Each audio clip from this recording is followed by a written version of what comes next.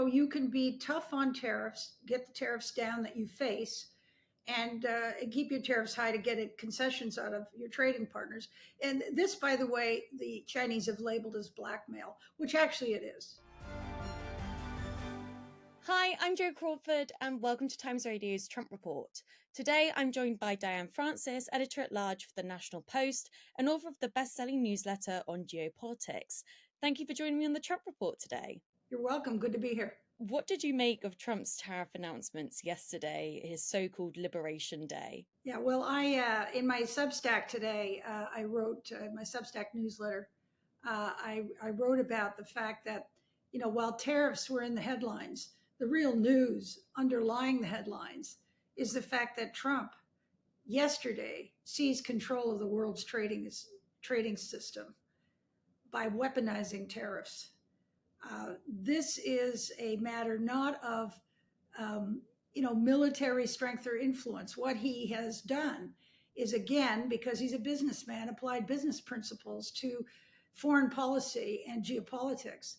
And the Americans are the biggest buyer of everything in the world. So as the largest customer, he is exercising the power of the buyer to impose rules and regs on people selling stuff to him, to his country. And this is very profound. And this is also going to result in knock-on effects geopolitically. If we look at the global responses, we can sort of break them down into two different approaches. I mean, on the one hand, we've got Canada's Mark Carney saying that he's going to fight back with purpose and with force. And we've had one of the leaders of the European Parliament's Trade Committee that said that this was a declaration of war.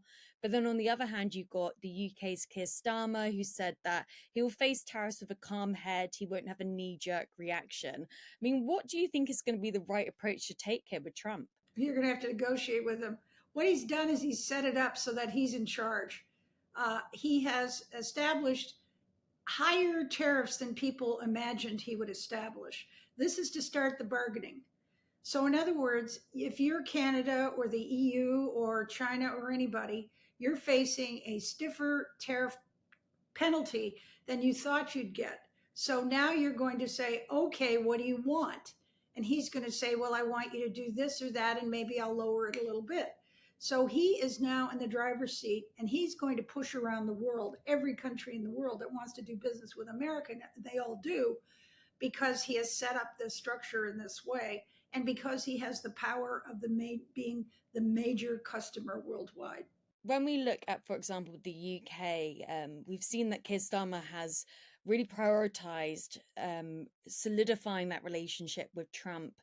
It was seen that when he went to go and visit Trump at the White House, it was celebrated the way that he acted there. But then, for example, when we saw the tariffs announcements yesterday, the UK was given a 10% tariff alongside Brazil, who also got 10%, Singapore, Chile, even Afghanistan got 10%. I mean, do you think that Starmer's approach with Trump has worked out? I mean, would you say that the special relationship is still alive there?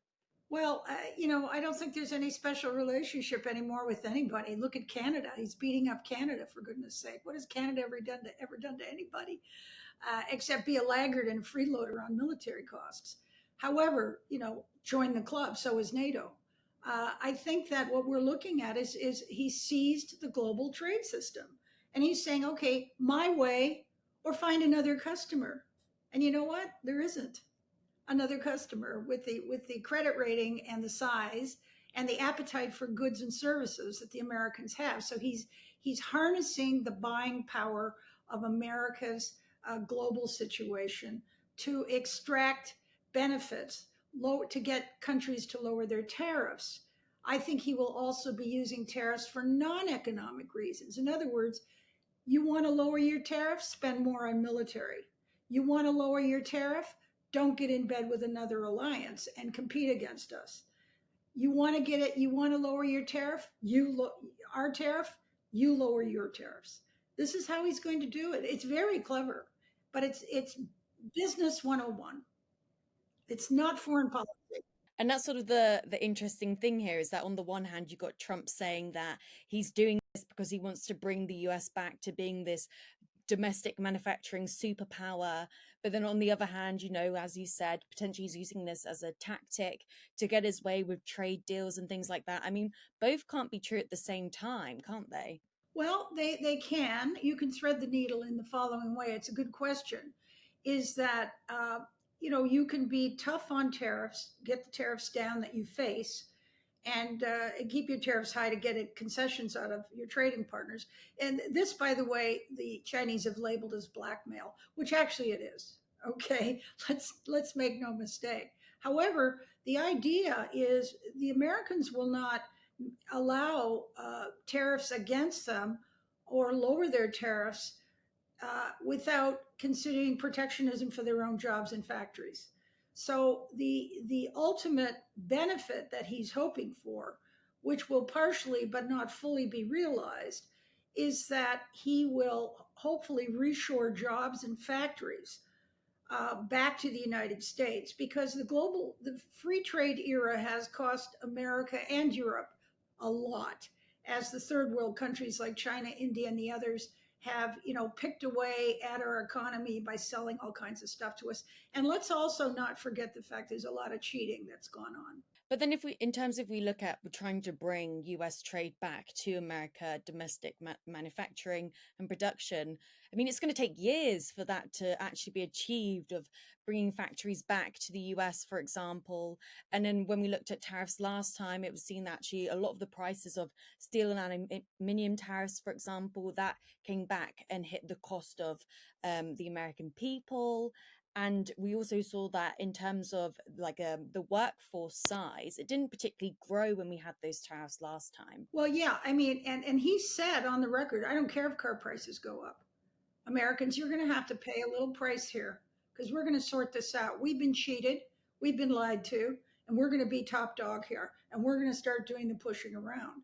And on the plus side, on his plus side, is the fact that Apple has announced a huge amount of reshoring. It's going to move factories from China back to the United States, and that Taiwan Semiconductor, the biggest semiconductor producer on the planet, is going to spend $500 billion building factories in the United States, and SoftBank from Japan, and so on. There's going to be a lot of that, and there will be other allies that will, in Europe and in Canada and in Mexico, they're going to have factories leave their countries and be repatriated in the US or move there to employ Americans. What was interesting yesterday when Trump was holding up that big tariff chart board, he there wasn't actually appearing to be any mention of Russia there, for example. I mean, over the weekend we heard Trump, he was threatening to put on secondary tariffs on Russian oil. But then the White House has said that the reason why Russia wasn't on this chart that we saw yesterday was due to there already being a list of very heavy sanctions from the war in Ukraine, and that US has currently got no trade with the country. I mean, what did you make of that? Well, it isn't really a trading partner at this point. Russia trades with the other members of the evil regimes, like Iran and China, principally, and North Korea. That's where it's trading. So there isn't a trading relationship to disrupt, but their economy has been hit very hard by American sanctions and European sanctions, although not hard enough on the part of the Europeans.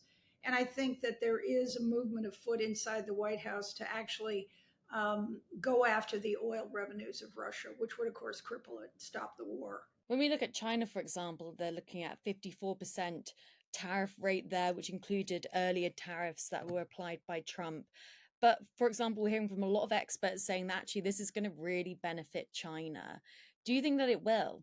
Well, China's already in economic trouble. This is a disaster for China, which is why he's hit them hard with 54%. He's going to say, okay, you don't want 50%. What are you going to give me? You see how it's going to work? Instead of threatening, it's okay, this is the deal, which is really going to hurt you a great deal. What are you going to do? And China's going to say, well, we're going to relocate production to the United States, or we're going to drop all our tariffs against American stuff, or we guarantee that we'll, whatever they're going to do. And so it's leverage. So the tariff policy of Donald Trump is a very cunning form of leverage that will allow America to push around every country in the world. But then there's the other argument there that these tariffs that are being applied, it's going to push traditional allies of the US towards forming better and stronger trade deals with China, for example. Well, again, he has the leverage. For instance, Canada's new prime minister, who's very inexperienced, trotted off to London and Paris the minute he took office a couple of weeks ago. I don't know why he didn't go to Washington. That's where he should have gone, but he went there as a show of, well, we have alternative trading partners. Well, the amount that Canada exports to Europe is about 30 billion. The amount to the US is 400 billion. It was ridiculous. Europe only wants energy, and our new prime minister is against producing oil, for goodness sake. So, the whole thing, what are we going to do? And when he took that trip to Europe, the White House issued a statement saying, Canada and Europe better not join against us in trade. So he's warning people not to do exactly that kind of self defense. I want to turn away from tariffs and I want to ask you about these rumors that we're hearing about Elon Musk. We've heard that Trump has been telling aides that Elon Musk will be stepping back from his current role in the coming weeks. I mean, what do you think of these rumors? Well, rumors are rumors, but it's delicious. I mean, Elon Musk has given us a lot of entertaining news events. The guy is in there cutting and splicing and trashing parts of the American government in order to save money. Once he's done enough of that, some of which is probably long overdue, and some of which is not fair. Once he's done that, he's served he's his usefulness is over. He also has created a huge public relations problem for his company, Tesla. And we know that there are protests and terrorist acts against Tesla. Sales have collapsed in countries, in certain parts of the US, Canada, and Europe. People don't like him. And I think the other thing is that he is such an adolescent person. I mean, he's like 13 years old mentally, I think. The way he trotted around on a stage with a chainsaw, you know, making fun of the fact that he's destroying people's careers. The insensitivity of this nerdy guy has really backfired on the Trump regime. And yes, everybody says, okay, cut costs, but this guy is out of control. So he will fade, he will go, and he should. Well, it's going to be interesting to see what happens there. Diane Francis, thank you so much for joining me on the Trump Report today. You're welcome.